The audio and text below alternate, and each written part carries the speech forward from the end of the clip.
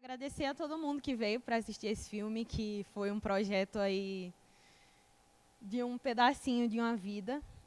Eu vou fazer um pequeno contexto do Leão Coroado, para quem não conhece a história, e conseguir entender todo o filme, né? O Leão Coroado é um maracatu tradicional do Recife, um maracatu nação, que atualmente tem 160 anos de idade. É o maracatu mais antigo em atividades ininterruptas, né, do Recife e do mundo. Há controvérsias, né? O Estrela de Garaçu é mais velho em idade e eles usam esse ponto de que nunca pararam as atividades também. Mas, enfim, o leão está nesse rol dos mais velhos. E nós somos uma das nações mais tradicionais, né, que mantém as nossas tradições desde a época da nossa fundação.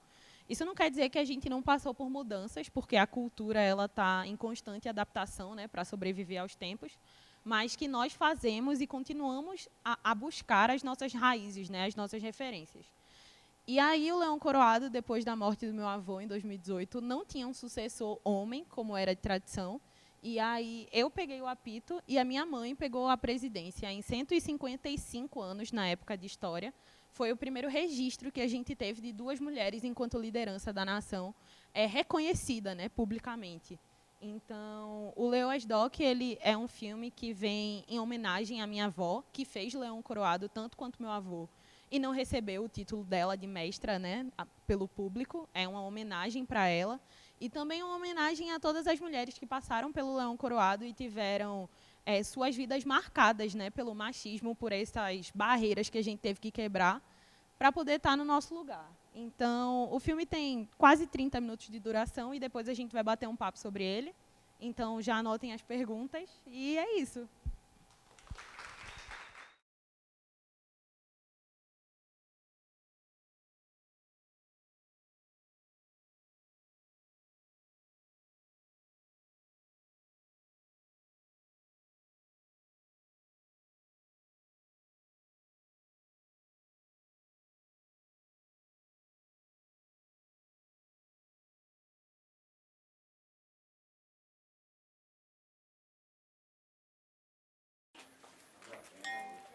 Eu não tive tempo de... O maracatu tá chegando.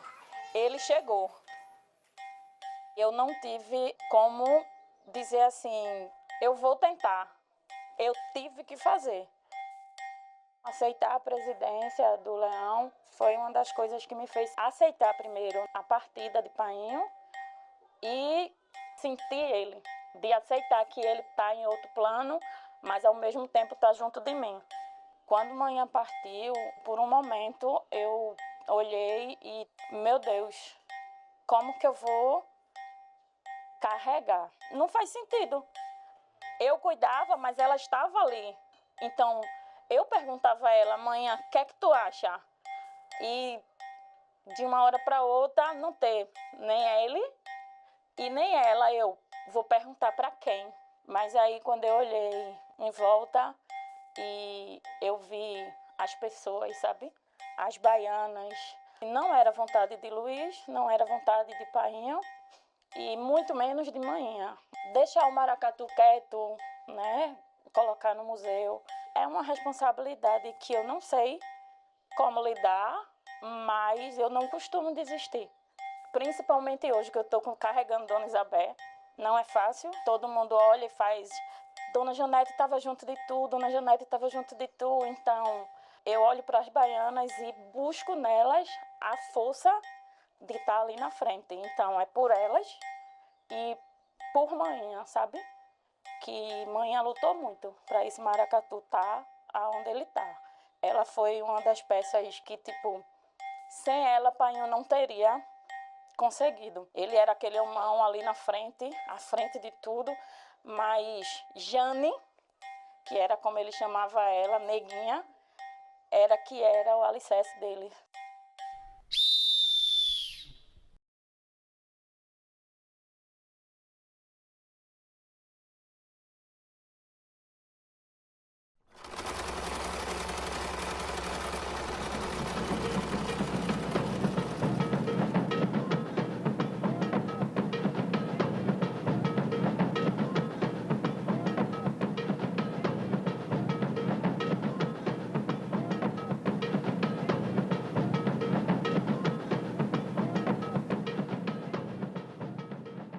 Dona Janete foi a dama do passo acho que mais duradoura que a gente teve no Leão, né? Conhecida na história. Antes de ser companheira do meu avô, ela foi mãe de muita gente no Leão Coroado, né? A gente conhece ela sendo definida como sendo a esposa de Mestre Afonso. Eu acho que a minha avó era muito mais que isso, né?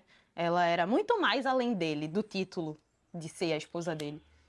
E pra mim era meio injusto que ele tivesse toda a homenagem, né, de ser Leão Coroado, de fazer Leão Coroado. E ela, que foi responsável por fazer ele ser quem ele era, para que ele pudesse tomar conta do leão, não tivesse esse reconhecimento. A importância das mulheres dentro do leão, eu acho que aconteceu desde o momento que o leão meio que chegou aqui. Por quê? Porque, tipo, Afonso sempre teve uma visão brusca, né? Assim, essa visão tanto de, não só em terreiro, não só do maracatu, mas na própria comunidade, né? Tinha ele como um senhor, né? Assim, bem respeitado e, tipo, bem brusco, assim, né? Ranzinhos, como diz a história. Então, Jane, por ser mulher, meio que cativava as pessoas. A pessoa tinha mais achego com ela, de chegar, de perguntar se podia, se não podia. E até ele mesmo fazia, fala ali com ela que ela vê se tem roupa para dançar. Vale, que era minha esposa, ela que costura. Então, aí ela já tem esse lado de meio que agregar o povo que chegava no Leão, né? E ele dava as ordens, encaminhava como é que funcionava. Ela que fez Painho criar coragem de trazer Luiz, além de pegar o leão, né, de ficar com o leão, que Luiz já tinha passado para ele, de trazer Luiz para conviver dentro de casa com a gente. Ela foi quem incentivou Painho. Ela falou para ele que cuidava dele como se ele fosse da família da gente. O processo de quando o leão chegou, tipo, eu era uma criança, mas lembro tipo das frequências de Luiz de França na residência, né? De quando ele vinha fazendo as visitas, Afonso, seu Manuel, Jane, que estava também junto. Eles iriam acompanhar Luiz de França numa apresentação que seria da Dantas Barreto, do Carnaval de 97. Então a gente já foi diretamente para a sede do Leão em Água Fria. Chegamos lá, foi em que aconteceu de algumas baianas perguntarem se a gente iria dançar. Aí a Jane respondeu assim, não, nós só está acompanhando, que veio junto com o Afonso, que está nesse processo com o Luiz de França, né, que está na amizade. Então foi quando uma senhora pegou, se não me engano, foi Dona Débora na época, junto com outra senhora, e fez, mas tem uma roupinha para essa menina. Aí ele fez, tu quer dançar? Aí fez, eu não sei. Aí fez, não, mas tu já aprende na hora. Aí foi quando a senhorinha puxou nos cabides que tinha lá no quartinho, uma roupa. Era até uma tanguinha uma roupa de índia, cor de rosa, com a tirinha vermelha. Aí eu fiquei olhando assim, disse, eu não gosto muito de rosa, mas vai dar que ela é magrinha, não sei o que, mas não tem nada por baixo. Aí ela fez assim, não, mas pode botar, que ela é criança. Aí botou uma tanguinha em mim, pronto, foi quando eu dancei no Leão. A primeira apresentação do Leão, que ficou gravado na minha mente, foi Júlia de Índia. É uma imagem que não sai da minha cabeça. É Júlia vestida de Índia e seu Luiz com o leão de papelão, né?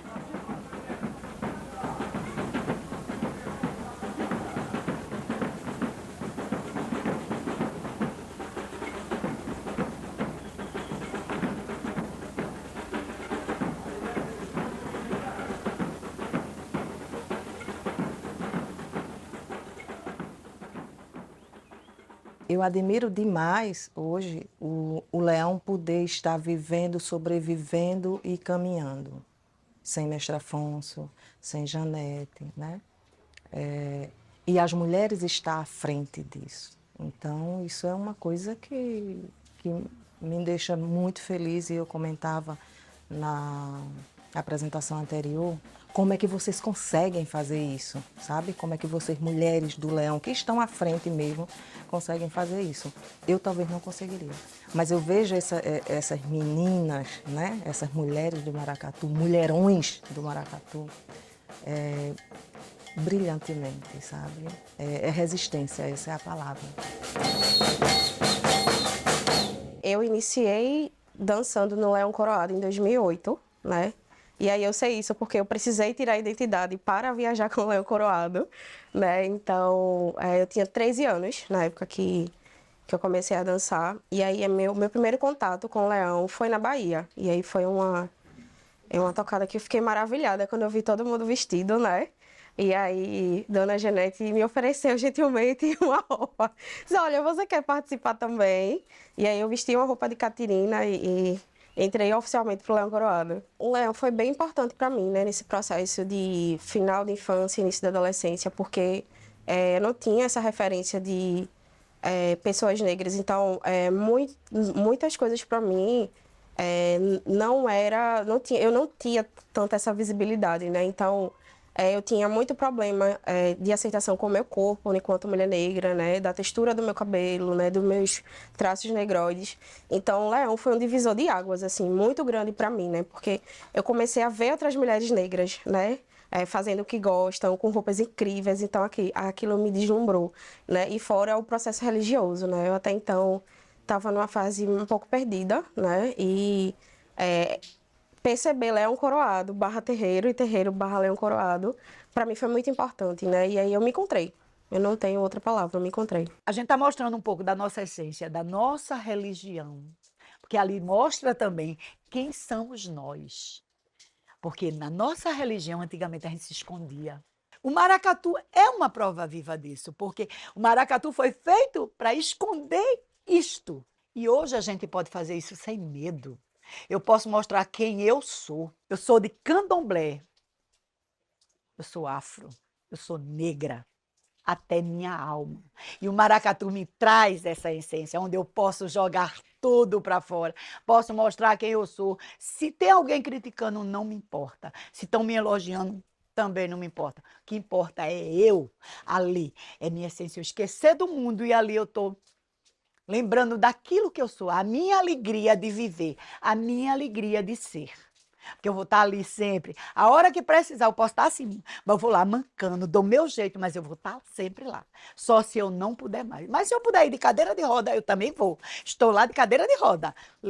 Mas eu vou estar no maracatu até o dia que me for permitido por Deus e por Oxum.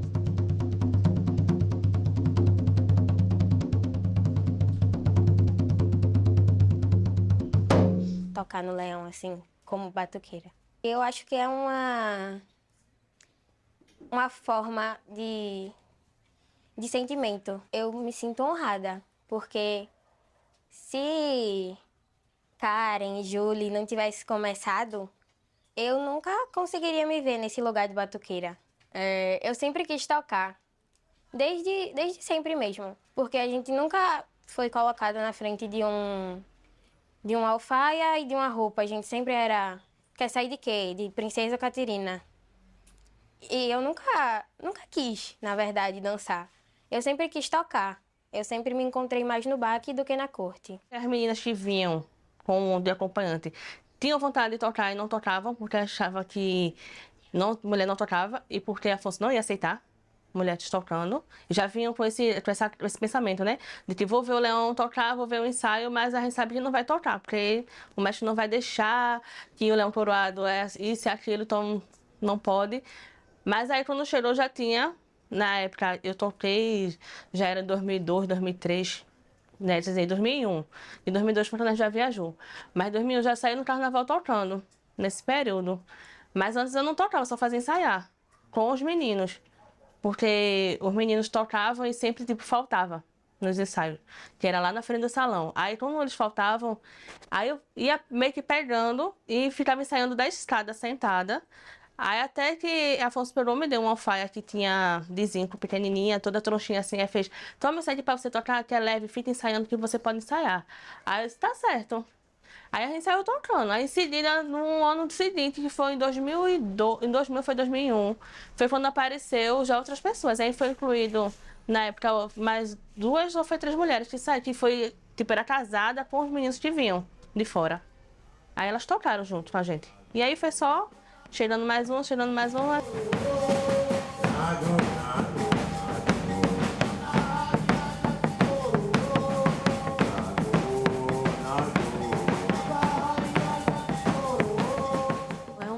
Peso e uma sensação maravilhosa. Pela função que eu tô agora, de estar como agogô. No meio, querendo ou não, ainda tô de 2 homens, que é o William e Rodolfo.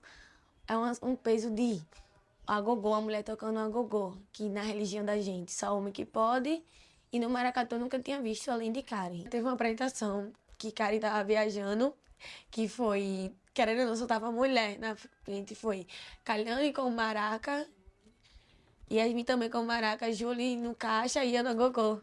E literalmente só tava eu lá. Então foi só tem eu agora aqui. Tem que dar certinho e tal. Então foi uma sessão bem assim, porque assustadora, porque tá em cima de um palco e só tá você lá. Mas foi maravilhosa. E ver que tem o William, Lele principalmente, que ela falou que queria tocar gogô. Sabemos que a gente tá dando continuado ao legado e tá dando inspiração aos meninos em continuar.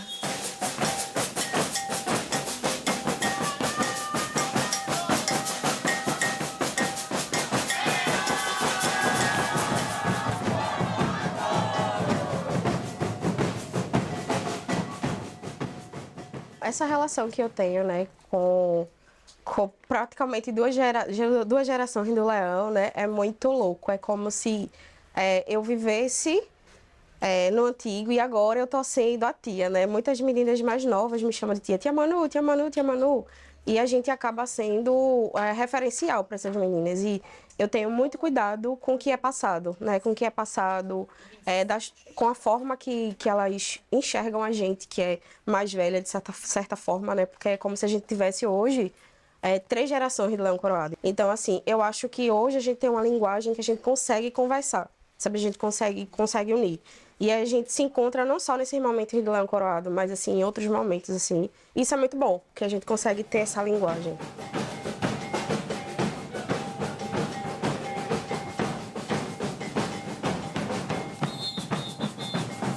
Hoje o Leão vive, resiste por conta de mulheres, né? Foi uma coisa que eu demorei muito para assimilar, no sentido de, né, a minha geração ouviu bastante que homens, né, fazem tal funções e isso é uma coisa que é histórica e a gente precisa continuar, né? Eu demorei muito para assimilar todos os papéis que a gente exerce hoje, atualmente, né, no Leão Coroado. E aí, hoje eu percebo que a gente ocupa lugares, né, que são autorizados no sentido de, não pessoas, mas religiosamente. Então, eu acho que a gente não pode mudar nada porque a gente quer. Mas se aí é autorizado, né, pelos orixás, pelos eguns, a gente vai. E aí está sendo dessa forma, né? A gente está passando por essa mudança de forma autorizada, vamos dizer assim. Ver o Leão Coroado na rua pela primeira vez, né, com mulheres assumindo, me fez parar, assim, eu acho que eu fiquei 5 minutos parada, assimilando, dizer, caramba, a gente tá na rua e deu certo, e tá todo mundo bem, tá todo mundo seguro. A gente não tinha noção da força que a gente tinha. Se todo o processo religioso tá ok, pra mim, o Leão Coroado tá na rua, e a gente tá conseguindo fazer isso. Quando Karen entrou na frente do baque, eu senti que foi um estalo, assim, tipo, tu pode estar ali também, tu pode chegar lá.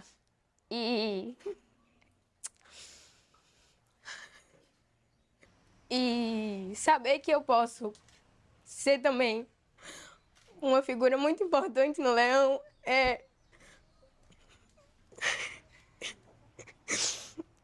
uma coisa muito, muito boa, muito calorosa. Eu me sinto assim.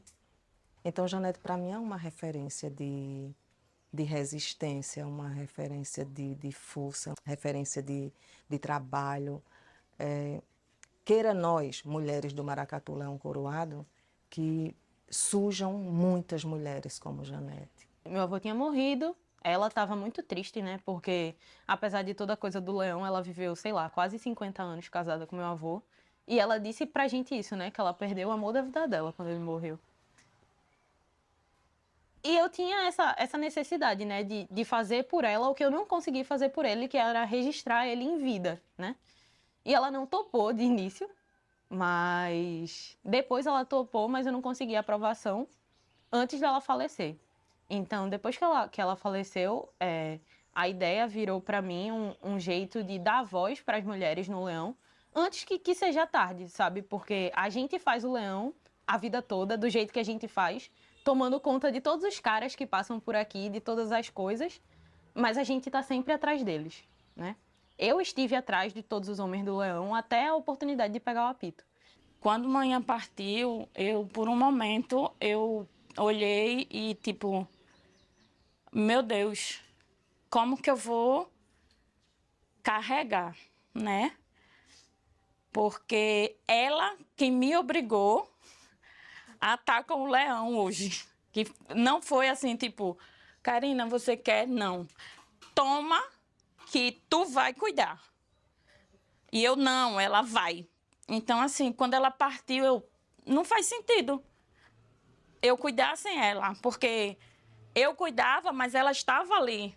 Então, eu perguntava a ela, mãe, o que é que tu acha? E de uma hora para outra, não ter nem ele e nem ela, eu vou perguntar para quem, né? Mas aí, quando eu olhei em volta e eu vi as pessoas, sabe? As baianas, Dona Isabel, a gente ter que ir atrás de pessoas, ou então deixar o maracatu quieto, né? Colocar no museu. Então eu disse, não era vontade de Luiz, não era vontade de Painho, e muito menos de manhã, né? Então eu disse, é uma responsabilidade que eu não sei como lidar, mas eu não costumo desistir. E hoje ser a presidente, levar o Leão, tá junto com as baianas, quando eu vejo as baianas dançando, brincando, que todo mundo olha e faz, Dona Janete estava junto de tu, Dona Janete estava junto de tu, então eu olho para as baianas e busco nelas a força de estar ali na frente. Então, é por elas e por Manhã, sabe? Que Manhã lutou muito para esse maracatu estar aonde ele está. Ela foi uma das peças que, tipo, sem ela, Painho não teria conseguido, sabe? Ele era aquele homão ali na frente, à frente de tudo, mas Jane, que era como ele chamava ela, Neguinha, era o alicerce dele.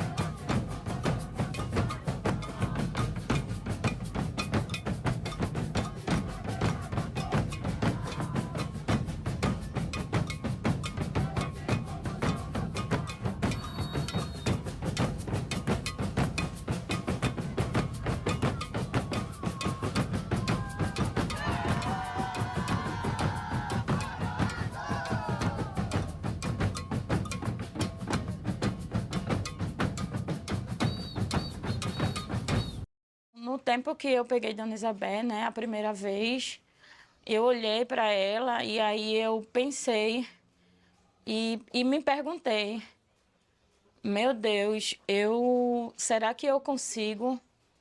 E após a primeira apresentação, eu vi o tamanho da responsabilidade, sabe? O quanto Dona Janete era aquele escudo, sabe? Que tudo passava por ela, tudo era ela. E hoje,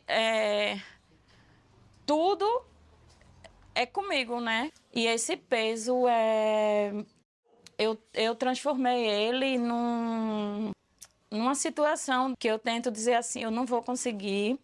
Eu sinto ela junto de mim e me dá aquela força, sabe? De encarar, porque não é fácil, não. A situação do apito chegou para mim de um jeito meio inesperado, né? Nunca foi suposto que uma mulher fosse assumir o apito. E eu me senti assustada, no geral, e com medo do que as pessoas que estavam ao meu redor, as pessoas que estavam na nação, né? Os outros discípulos do meu avô iam se sentir sobre isso. E eu acho que a maior sensação para tudo isso é o peso da responsabilidade, né? Leão coroado é difícil. Me orgulha muito ter uma pessoa que eu posso confiar e ter a certeza que se eu partir hoje, vai fazer a mesma função que eu, sabe?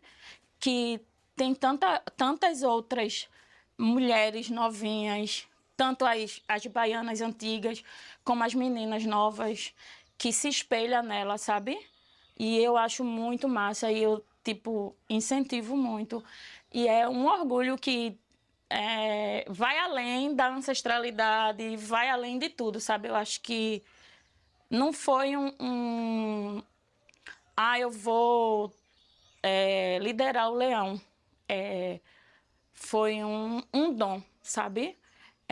Foi escolhida não por pessoas, mas por ancestrais, por orixá, pela força divina, sabe? Porque assim, eu tô à frente do leão, mas como painho, assinando, né? Painho era Jane e eu sou Karen. Karina sem Karen não tem leão. O machismo no maracatu é uma coisa que existe desde sempre, né? Sendo o maracatu um brinquedo completamente regido e orientado por homens, né? Mesmo com as mulheres com grandes representatividades que a gente já tem, né? Como Dona Santa, Mãe Nádia e tantas outras mulheres, né? Que estiveram no maracatu, a minha avó, com tanta representatividade. Os lugares de destaque são ocupados por homens, né? Os mestres do maracatu, as pessoas que estão à frente sempre são os caras. Então, não é muito mais difícil do que lidar com a sociedade fora da cultura popular, mas tem um bônus. O peso da transmissão, né? Quando a gente ocupa o lugar, e a partir de agora esse brinquedo vai ser transmitido de uma forma diferente, porque eu sou uma mulher.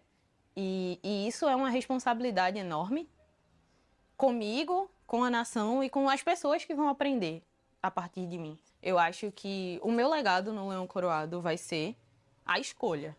Eu tenho certeza que eu vou deixar esse legado, é que as crianças tenham escolha, que elas não precisem ser segregadas pelo gênero, que elas possam escolher o que elas querem fazer dentro do leão. O meu lugar era na última cadeira, bagunçando. E hoje o meu lugar é, tipo, na cadeira que Mestre Afonso ia, sabe? E segurando Dona Isabel, ou seja, na cadeira dele com o escudo de Dona Janete. Eu só sinto que eu tenho que fazer e até Deus e Xangô, sabe? Levar essa responsabilidade. Eu vou levar. Ninguém tira, não. Quando eu nasci, já tinha maracatu na minha casa. Cresci em meio às saias e tambores, vivendo o carnaval. Também ouvia sobre a importância de homens herdarem o apito, da religiosidade do leão e de como eu devia me preparar para seguir o novo mestre. Vi minha avó virar noites em claro para colocar a nação na rua, vi mulheres se articularem para alimentar a todos e via como meu avô não fazia nada sem a minha avó. Ela sempre estava um passo à frente. Sabia a roupa que ele ia vestir, o chinelo que ia calçar, qual perfume usar e até que horas ele tinha que estar pronto. Ela sabia onde estava cada lantejoulo e pedraria da nação. Ela sabia quem poderia estar presente e aqueles que não. A minha avó se esforçou tanto para manter a nação, quanto meu avô, o mestre. Minha avó nunca foi reconhecida como mestra, mas foi ela quem deu a presidência para minha mãe. Foi ela quem articulou uma nova gestão feminina e pelas mãos dela ainda carregamos nossa religiosidade. Eu assumo o baque com o conflito de ter sido discípulo do meu mestre. A pergunta sempre está na minha cabeça. Devo dar seguimento ao leão? Aprendiz de quem sou, sei que mulheres não assumiam apitos ou presidências. Será que estamos no erro? Minha avó um dia me disse que não. Me disse para levantar a cabeça e seguir em frente. Mais vale manter o leão vivo com a mulher na frente do que levar para o museu. E nenhuma dessas palavras foram ditas com tristeza ou medo. Minha avó era a chave que mantinha a ignição funcionando. Ela era portadora do conhecimento das calungas e deixou o leão na nossa mão. Eu não tenho mais medo. A minha história tem raízes femininas e nós, mulheres, estamos sempre um passo à frente.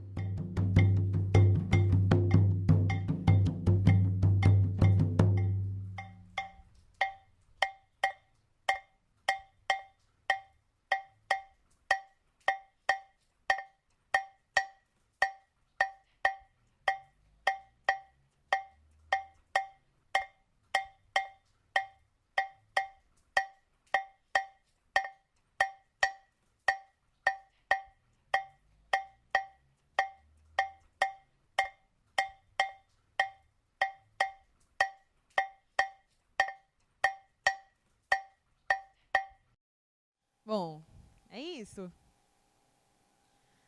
Perguntas? Não?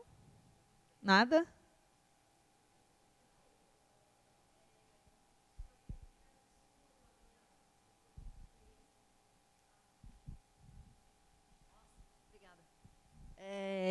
Em primeiro lugar, então, te parabenizar, né, por toda essa força, sem que seja clichê, né, força, nada disso. Pela tua força, por trazer esse trabalho para nós, que mesmo a gente pesquisando ali, é totalmente diferente, né, desse contato com esse trabalho tão caprichoso que nos foi apresentado. E por isso que eu digo, então, que a minha pergunta foge um pouco, é mais de caráter de curiosidade mesmo. Qual é a representação da Calunga no grupo, por favor?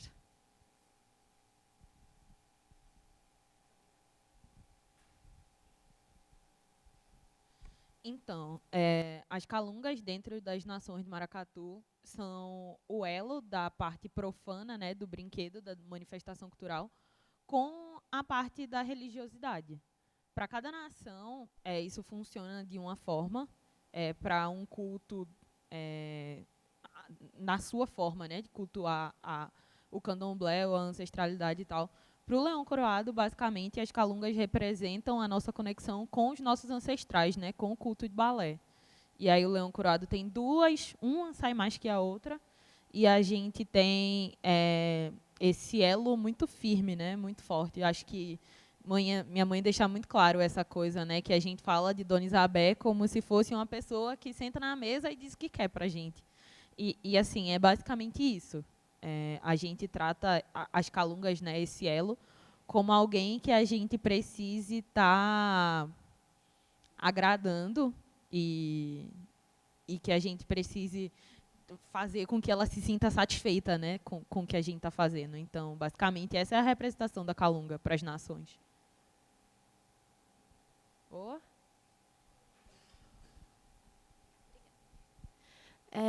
Também quero te parabenizar pelo documentário, muito tocante, assim, muito sensível.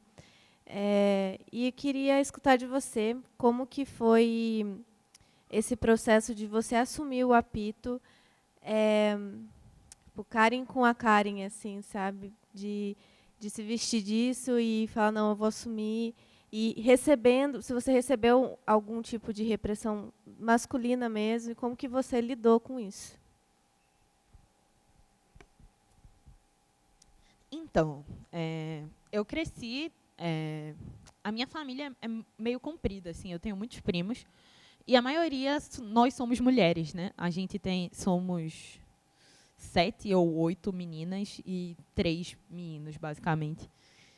E o meu avô, ele passou a minha infância inteira, eu lembro muito disso, dele apostando todas as fichas que ele tinha nos meus primos homens, né? Nesse sentido de que as crianças cumprissem com as expectativas dele para o sucessor.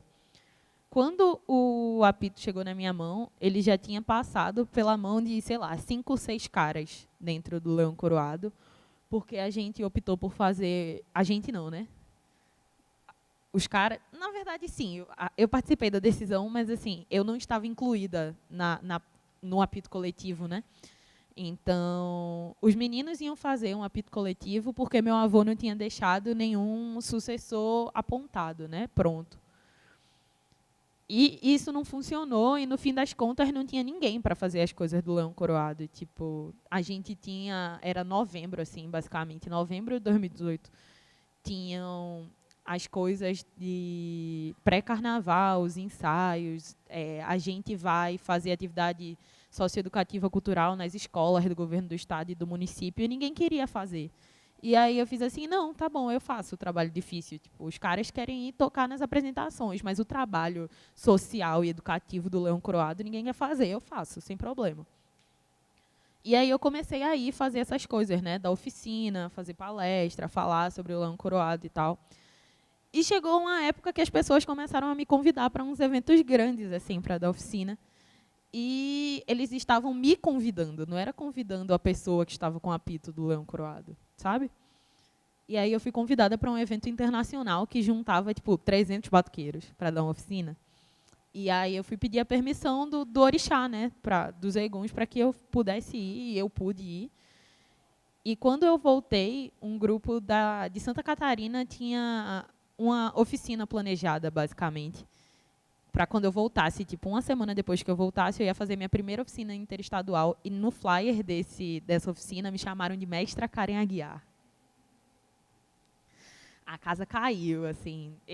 Semana passada, eu participei de um podcast e a gente instituiu um título para esse episódio, que é A CPI do Apito.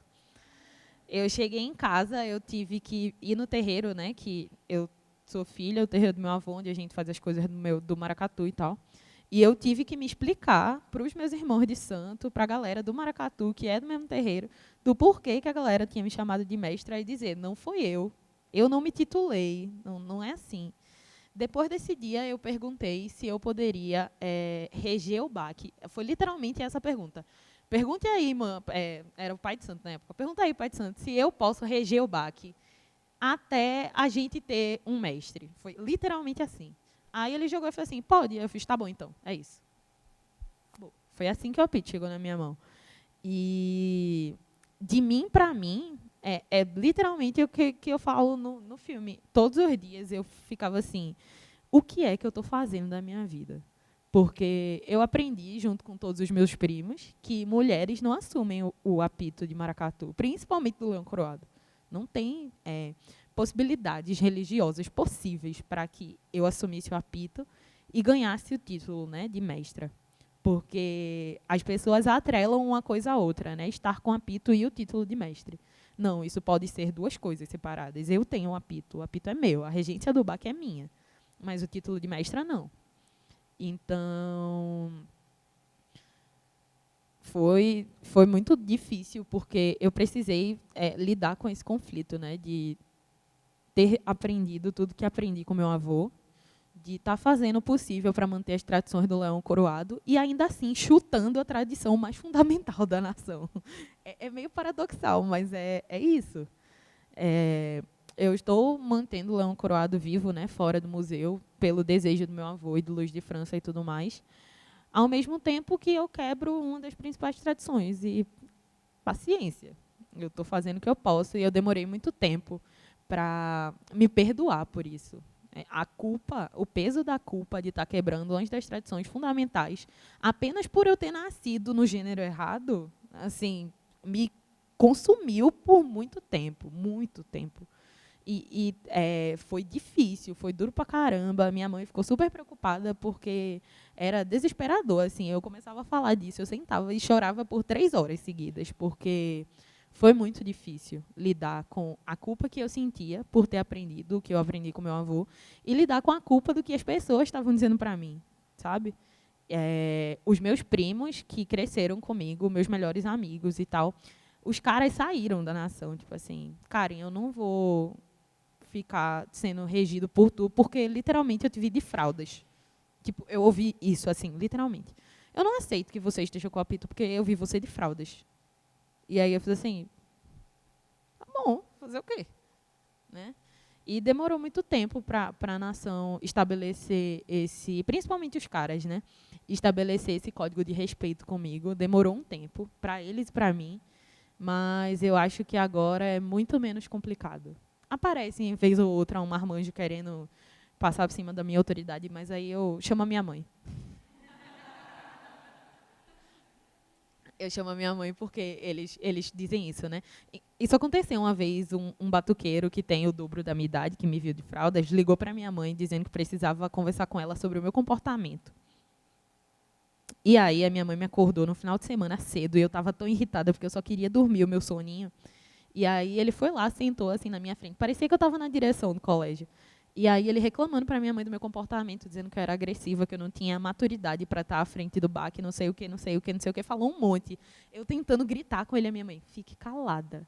No fim da conversa, ela fez assim, terminou? Aí ele, terminei. Ela fez assim, toda e qualquer coisa sobre o baque, você vai resolver com ela. Quer brigar com ela? Brigue com ela. Eu não vou me meter, porque a autoridade é dela. Se ela está dizendo que o que ela fez, ela tinha motivo, então é isso. Não adianta você brigar do comportamento dela comigo. E aí ele parou de ir. Obrigado, mãe. Ela me deu um grande alívio nessa questão. Mas é isso, é complicado. É muita culpa, muito remorso, muito primo falando besteira. Mas aí, no geral, eu acho que eu estou colhendo os bons frutos do meu trabalho, sabe? Eu acho que a repercussão que o Leão Coroado tem, a repercussão que os meus projetos estão tendo sobre o Leão Coroado, né, falam por si só para eles de que eu estou fazendo a coisa certa, a satisfação das calungas. Então, assim, fala aí pelas minhas costas. Tô nem aí, mas superei.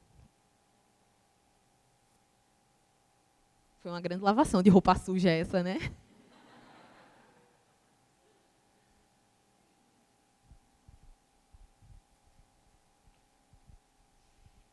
Primeiro quero agradecer e parabenizar também por essa troca. É muito rico tudo isso, né, que a gente tanto assiste quanto ouve, né, de você. E queria saber um pouquinho desse processo mesmo, né, quando você assumiu o apito, quando a sua mãe assumiu a presidência também.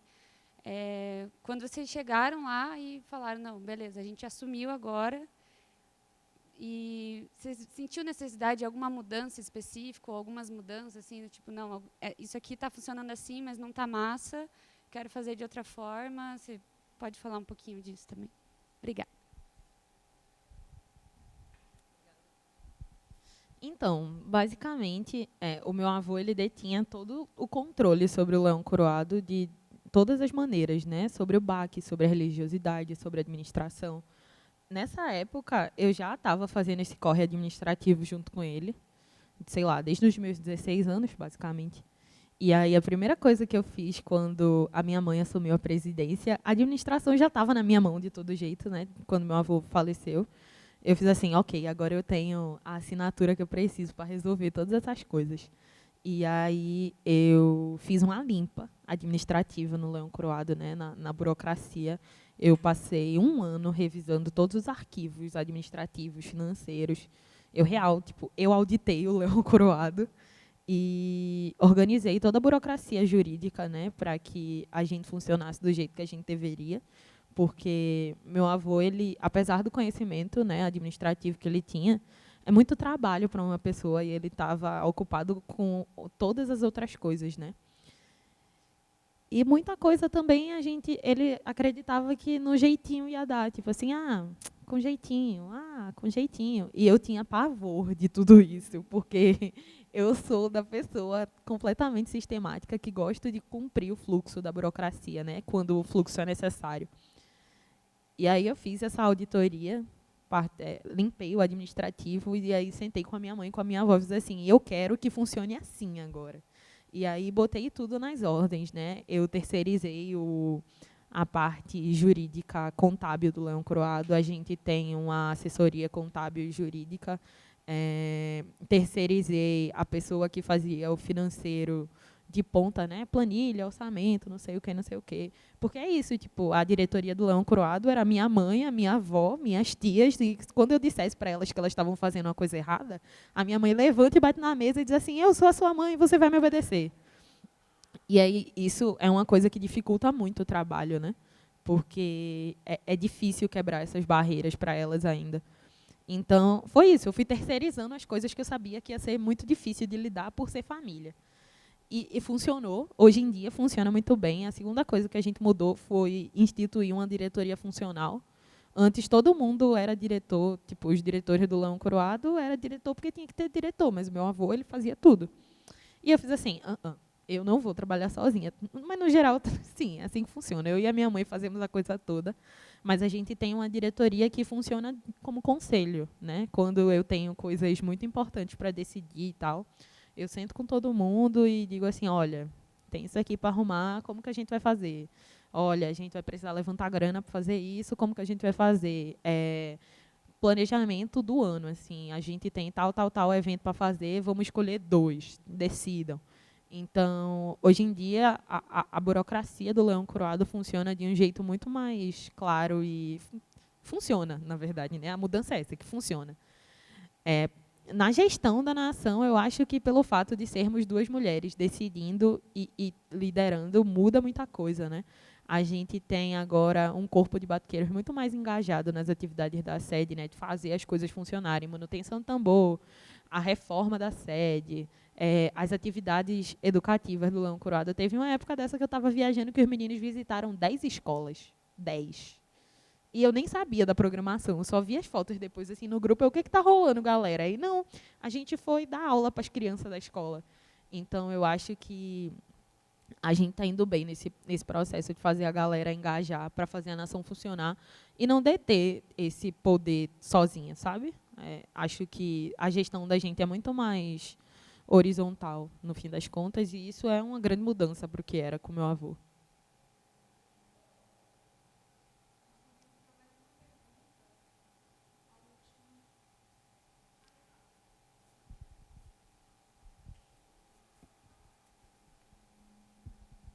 Oi, gente. Oi, Karen. Para além dessa questão do BAC mesmo, né, de ser liderança regente do maracatu, percursivamente, administrativamente, tem também o fato de que você é historiadora, né, ou está se formando para ser.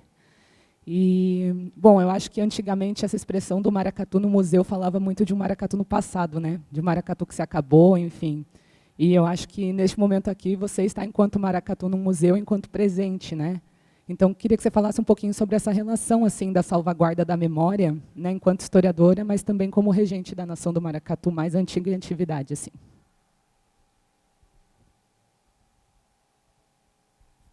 Pois é, isso virou uma piada meio engraçada, assim, né, pra gente, que o lançamento do Leoas Doc foi no museu lá no Recife, no Museu da Abolição, que eu trabalho, porque eu queria brincar com essa perspectiva mesmo de que o maracatu, a cultura popular no geral, pode e deve, né, ocupar os museus de uma outra forma.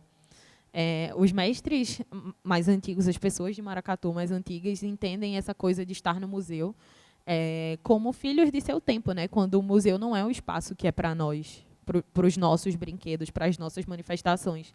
Então, o elefante, né, tá no Museu do Homem do Nordeste, é uma coisa que rompe com a gente, né, que é dizer que o maracatu ele perdeu as características dele, né, a religiosidade do elefante não é mais cultuada, porque as calungas estão lá.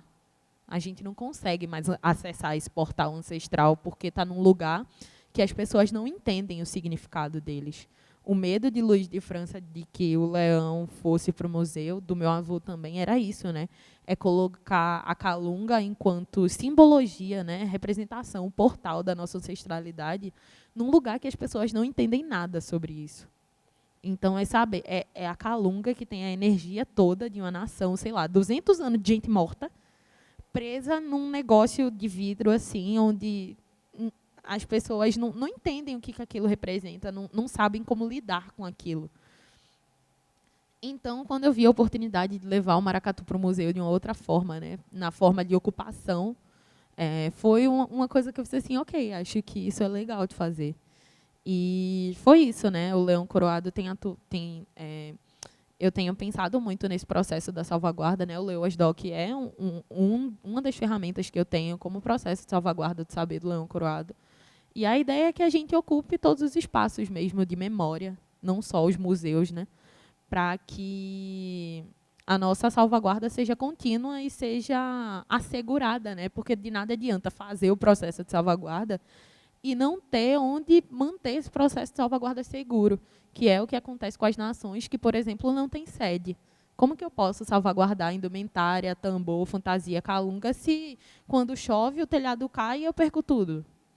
Então, é muito dessa relação de ocupar o espaço do museu nesse sentido, né, de fazer com que o museu olhe para as manifestações da cultura popular com esse olhar, né, de que merece o respeito devido e que as coisas, as manifestações, né, dessa cultura materialmente precisam ser tratadas de uma forma com cuidado, né? E eu falo isso sobre todas as coisas materiais de muitas etnias. É a mesma coisa da galera estar fazendo escavação em cemitério indígena e levando um monte de ossada para exibir no museu. Tipo assim, meu filho, é um problema ético, né, da nossa profissão de historiador, de antropólogo, de arqueólogo.